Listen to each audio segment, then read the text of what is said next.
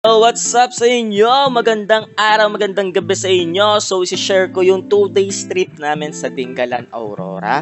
Baka sakaling magustuhan nyo, no?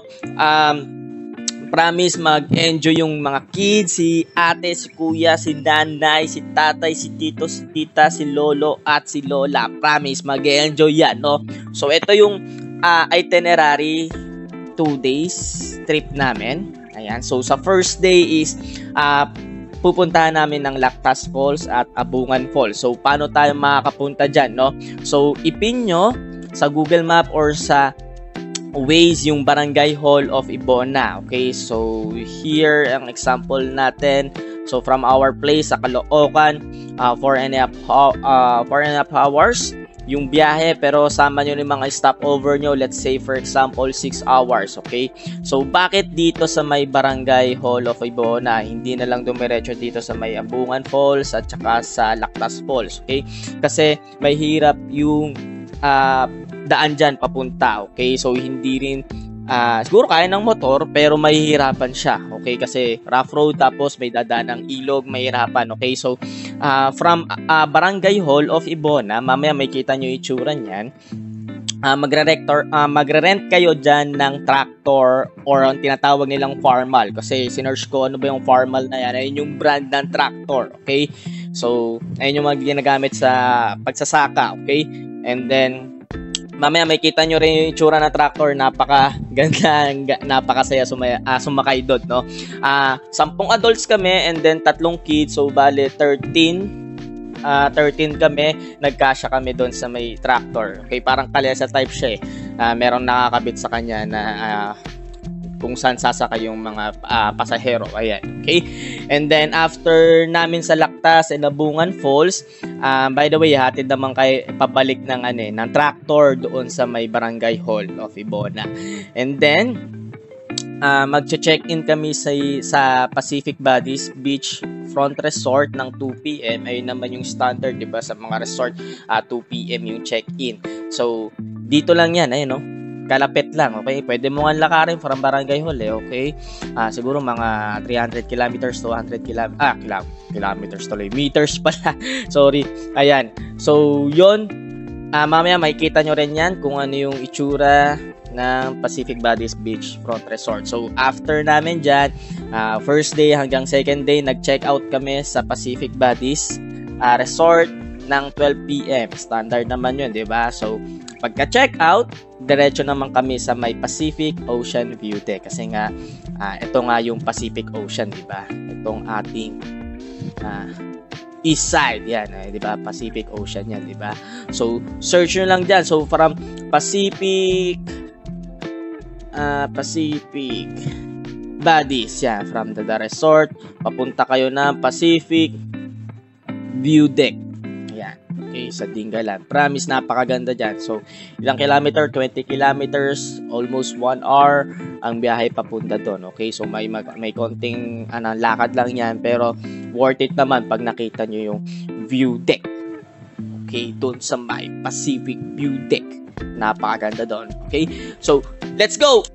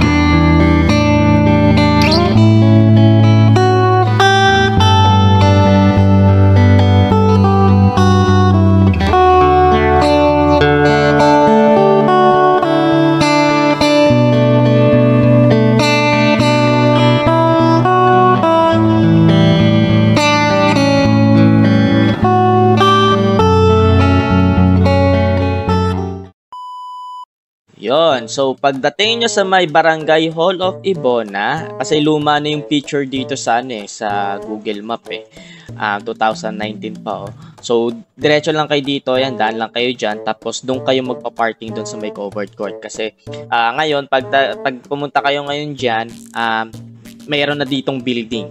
Okay, natatabunan niyo yung covered court. Pero pasok lang kayo dito, wala namang harang sa inyo dyan eh. Tapos mag-park na kayo doon. Tapos pasok na kayo dito sa may building dito. Okay, sa may barangay hall. Mamaya makikita niyo sa video. Okay. Ayan, nasa loob kami ng barangay hall. Yung likod ng barangay hall, yung covered court. Diyan kayo magpa-park. Walang bayad yung parking. Tapos, pasok lang kayo dyan. Napakababait ng mga staff nila, ng mga employee. Hospitality is real, no? Pagbubuksan pa kayo ng electric fan dyan, no? And then, kung saan kayo magbabayad, ayan. Okay, so sa Tourism Assistance Desk. Okay, and then explain sa inyo everything. So, post natin dyan. Kasi meron kayong tatlong pwedeng puntahan na tourist destination. Yung una, Lactas Falls, Sabungan Falls, Lipit River. Okay, so kami, pinuntahan namin dyan, Lactas Falls and Abungan Falls. Okay, explain ko kung bakit. Pakita natin yung resibo. Ayan, yung unang part, yung Farm Mall, 1,300 po yan.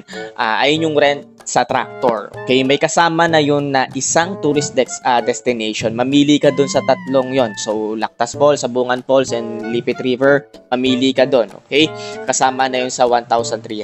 Okay, and then kung gusto mong dagdagan yung tourist destination, like for example, gusto mo puntahan yung Abungan Falls, magdadagdag ka ng 300. And then gusto mo din puntahan yung Lipit River, mag-add ka na naman ng 300. Okay, pero kami, ang dinagdag lang namin is yung Abungan Falls. Okay, kasi yung sa YouTube yun yung pinakamaganda eh. Okay, mas malayo kasi yung Lactas kaysa sa Abungan. So inuna namin pinakamalayo, and then yung after namin sa Lactas, pauwi na kami Abungan naman. Okay, so ecological fee or environmental handling fee, 50 pesos per head. Okay, sa adult lang. Yung mga kids, wala na pong bayad. Libre na po yan. So, 10 kaming adult. So, 50 times 10, 500. So, and then, yung entrance fee doon sa may Lactas is 10 piso per head. 10 pesos per head. Kaya, 2 yung total namin. Okay? Punta na tayo sa tractor. Okay? Sakay na tayo doon. BJ! Nalobat yung cellphone na pang-iluti. Pangarap mo yung tractor, di ba? Driver! Driver? Gusto tumabi sa driver?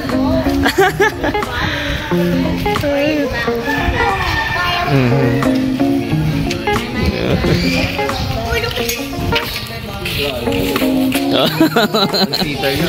Oo, one-seater.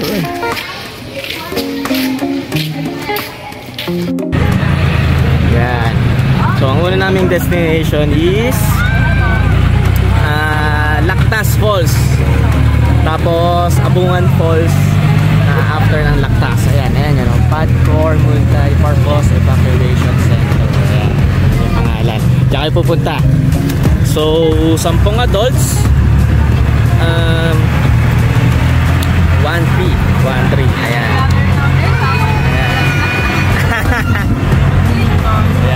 Nakaka-enjoy. Nakaka-enjoy.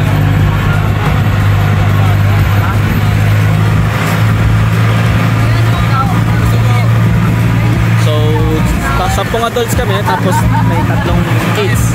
So, kasyang-kasya kami.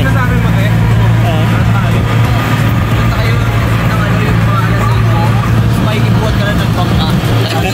Kakaisda. Nakita mo naman ako may yata ka.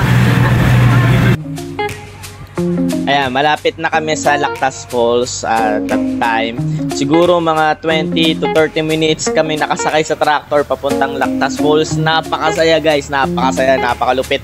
Yung tipong kala mo tutumba yung kalayasan ng tractor, yung extension ng tractor, yung kung saan kami nakasakay. Kala mo tutumba. Pero kontrolado yung manong, ang lupit yung manong eh. Napakasaya dyan guys. Ang dami nyo makikita, ilog, may iba't ibang ibon, daming puno, bundok. Basta lupit guys. Lahat mag-enjoy. Para kayo nakasakay sa roller coaster, tapos ang ganda ng tanawin. Lupit. Sabi ko sa'yo, try nyo yan. Mukha lang hindi siguro masaya sa video, pinapanood ko yun sa ibang video, parang hindi masaya, pero pag andyan ka na, napakasaya. So yan, hanggang dito lang yung tractor or yung farmal na tinatawag nila para sa Lactas Falls. Ayan, Lactas Falls. Ayan. May mga ano rin sila, oh. Transient. Ayan. Pool adventure. Ayan. So ang ganda ng tubig, malinis, walang ganong lumot, tapos hindi mabaho yung tubig. Sa ibang ilog kasi mapapansin mo mabaho na yung tubig eh. Pero dito hindi. Ayan. Ganda.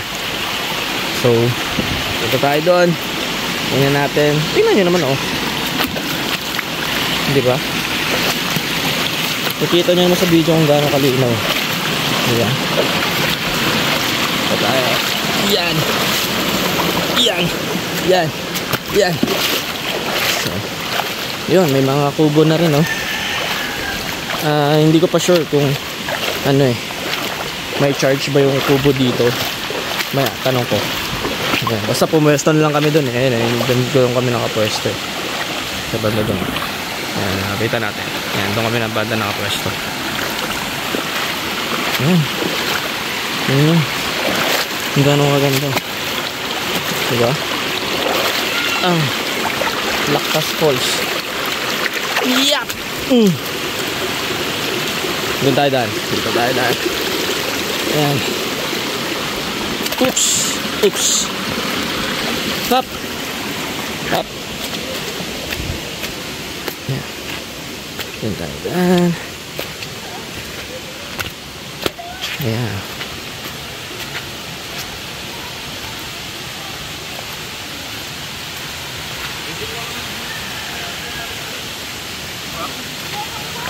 Nasa kagubatan tayo.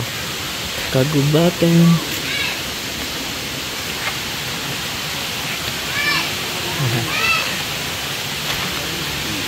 Ayun. Hindi nga ako makaalis dito. Yan kaya. Baka na lang madulas dito yung pinagpatunga mo. Di ba pa ganun? Ayan. Puntahan pa natin sa dulo. Yan na yung Lactas Falls. Sarap. Lamig yung tubig. Malinis. Akit pa tayo. Ito ang ano. Oh, linaw. Iba to sa ano. Guys, kung taga Manila kayo, alam niyo yung DRT ganyan. Uy! May hidden gem pala dito sa taas. Yung DRT. Sa DRT, di ba? Madalas malumot na yung ano. Yung ilog. Tapos may malan sa amoy. Dito fresh na fresh. Ay kay dalayo naman kasi. Di ba? Oh. Oop, daan lang. Baka ayun madulas. Yan. Yes. Madalas daw dito. Ito. Oh, okay. Diretso sa tubig. Yap. Mema lang yan eh. Mema. Pero ayaw daw maligo.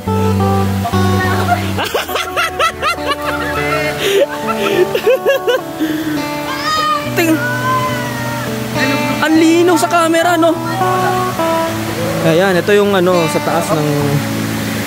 Actually kasama naman to talaga sa Lactas Falls. Sa taas.